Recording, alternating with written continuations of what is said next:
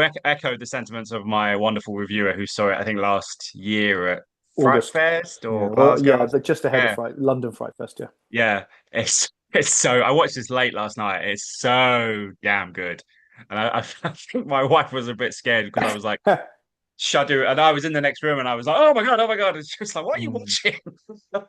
Yeah. Do you know, that's Oh god, great yeah, to but hear. That is great to hear. Thank you. yeah. Well, congrats on it anyway. Tony, I wanted to start with you, if I may. I mean, you started with a short film in 2014. Now you've come sort of 10, 11 years later. Yeah. Was this initially the plan? And after you'd done the short, had you considered the feature film sort of straight away, or did that Yeah, kind of I mean, come in the the plan was 10 years? certainly to make a feature film. I'm not very good at making plans, and I'm not brilliant at executing them. But I think the plan was, I think Craig probably was instrumental in kind of saying, "Come on, we should really try and turn this into a bigger thing," um, and uh, and that's what we did. It's thanks to Craig, really. He met up with Broadside Films. Broadside had seen the short at Cardiff Film Festival, and um, and Craig was working with them on another film, and he engineered that kind of meet up, and we met, and we told a few porkies. I told a few porkies about it. In fact, I had some money and a script for Protein. They were like, "Great, let's do it." So I had to then rush home and write the script and try and raise the money. But that's how you get things made, right? Sometimes you just have to kind of bend the truth ever so slightly. So I think Craig was instrumental in that, facilitating that meetup. um and yeah, but yeah, no, I don't think when I made Protein, I wasn't thinking like this is definitely going to be a proof of concept for a feature. It just kind of evolved into that, but that's part of my relationship with Craig. We work together. He's a good trailblazer. He's always kind of like, he's the one that you want next to you if you're running a marathon and just about to give up. He's the one that you want. He's going to go, keep going. It's another 5 miles to go. We can do this. He's your man. So thanks to him, really. But yeah, it was a more of a joint effort, I would say. Yeah. What was it about this then, Craig, that you pursued in terms of like what you saw in the short that could make a really good feature, and why you pursued it like that? Uh, in a nutshell, unfinished business. There was a greater story, as in a larger story to tell for the people within it, but also I loved what Tony was doing, and I thought, oh, I need to see him do more of that. It's as simple as that. And at the few festival screenings we did, that was the question that most people asked. Um, will there be any more of this? And I thought, well, not many people have seen it, but nearly everyone has asked me. So percentage wise, that made sense. That maybe there is, it makes sense to create more of this. And and at the time, I was watching Tony, and I was lucky. I was in some of them, making these short films, brilliant music videos, commercial work, all fantastic. But you know what this industry's like. It's ridiculous. It doesn't make any sense, and you only really get noticed as a filmmaker if you make a feature. So I said to him, I think you should write a feature film I, of I was this. actually I was actually trying to. I had a feature film I still do called Hotel Ophelia, which is based on a book that I'd written, which I was trying to get made at the time. So I was 100% committed to that, and still haven't got it made. So I wasn't actually focused on Protein. So like Craig sort of drew my attention away from Hotel Ophelia and onto Protein, and then we just sat down. Well, I sat down and wrote it, and the rest is history. Yeah. I've been lucky enough to speak to a few sort of British independent filmmakers recently and talking about their struggles in terms of not just trying to get financing, but trying to find oxygen in a film landscape that's, hugely positive to these big movies. But actually these are the movies that have the stories that are worth telling. There's only so many times you can tell a superhero movie, you know what I mean? Yeah, but I Tony, for think you, I mean, in terms of the filmmaking style, how difficult was it to get this funded and to get to the point where you are now? Um, I mean, it's like anything in life. You look back and you go, that was incredibly difficult at the time. You're just taking it one day at a time, aren't you? I just Mm. went around everyone I knew, cap in hand, and said, look, I'm making a film. Anyone got any cash? And I've got a few friends that have got a few quid. My dad, he's getting on a bit. He stuck some money in. Just mates, really. I work in advertising. I know a lot of people that are far more successful than I am with far more money than I've got. you know, that can, you know, no one put in money they couldn't afford. I wasn't promising anyone a dream or a trip to Hollywood or you know, or fame or fortune. It was like, I'm going to I do this. was. Yeah, I'm going to do this. It might fail, but let's give it a whirl. And people just supported that. So it was difficult. And I remember the day that we got the last £5,000 in. I couldn't quite believe it. I think I texted Craig and I was like, I can't fucking believe it. We're funded. We've done it. You know, it's amazing, like filmmaking. Every single little part of the process, you think you're pretty close to finishing your film. Even when we wrapped the film, I was like, I came back to live in Brighton, came back to Brighton. It's like, I've made the film. We're literally like a few months away from, you know, having this thing out there. Cut to 3 years later, we're still kind of like still in post. But yeah, I mean, you know, looking back, it's like running a marathon. Clumsy analogy, I know. It's a huge amount of work.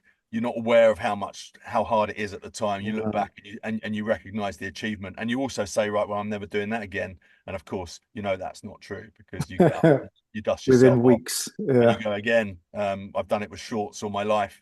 I'm not doing that again. You know, 6 months of my life, load of money, 3 people saw it, blah, blah, blah, blah, blah. This is rubbish. And then next week you have an idea and you're like, okay, I'm going to make this new film, and you go again. So yeah. Craig, tell me about the lure of the character for you, because when I was watching it, and this might be just my own kind of thinking about it, but Yeah, go on. the character and the performance reminded me a lot of Christian Bale in The Machinist, in the sense that he dove into that character with kind of being consumed by his demons. Like, he got really skinny because he felt that that's the guy was kind of, you know, he had these demons and had this thing, and he was just slowly kind of losing himself. And with Mm. your character, it kind of felt, it's different, but it felt very similar to me in terms of tone and in terms of performance. I just wondered, was there any performances out there, or, you know, roles or anything from actors that you looked at and thought that's kind of what I'm looking at, or was it just all you? I'm going to No, give you all the credit. no, that will. I'll sort of pass the credit over to Tony, really, because the inspiration for me came purely from what we'd done with the short film. Hmm. And it was so I'd done a lot of research for the short film, and then and I only realized this weirdly after we'd wrapped. Some of my favorite films: Rambo: First Blood, Hmm. Dead Man's Shoes, where these, well, I don't even have to tell you what those films are like and what the central characters are. You know, it's these loners. You know, and I've even, I know this is going to sound really tedious. Brent in The Office, Delboy in Only Fools and Horses. I love that tragic hero, and they are Hmm. heroes. And you said earlier, there's only so many superhero films you can make.